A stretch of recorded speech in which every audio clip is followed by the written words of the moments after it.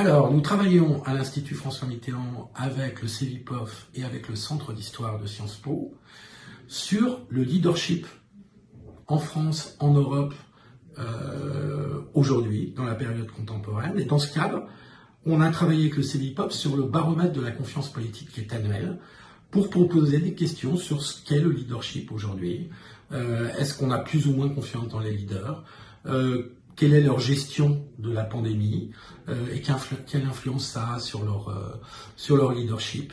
Bref, on a essayé de comprendre comment évoluait le leadership en Europe en ce moment, dans la période très particulière qu'on traverse.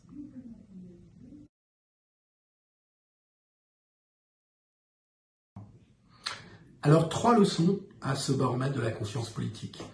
Première leçon, les leaders politiques européens sont toujours jugés comme trop éloignés des préoccupations des citoyens.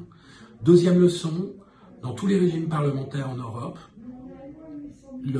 l'attente de décision, de capacité de décision est très forte, beaucoup plus forte qu'en France, où déjà les institutions permettent cette décision. Puis troisième idée, c'est que la gestion sanitaire a renforcé un peu la confiance dans les leaders politiques, mais les politiques sanitaires dévisent énormément les opinions publiques de chaque pays.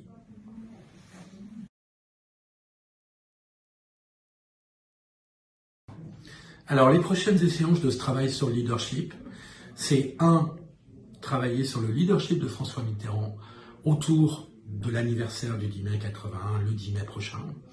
2, c'est travailler sur le leadership féminin. Et de ce point de vue-là, on a une opportunité avec la fin de mandat d'Angela Merkel, chancelière depuis 15 ans, et qui ne se représente pas, et dont la mission se terminera en septembre prochain. Et donc on va travailler sur le leadership féminin. Qu'est-ce que c'est qu'un leadership féminin? Est-ce que c'est spécifique? Est-ce que c'est un leadership comme les autres? Est-ce que c'est d'une nature différente? Il faut qu'on puisse répondre à cette question.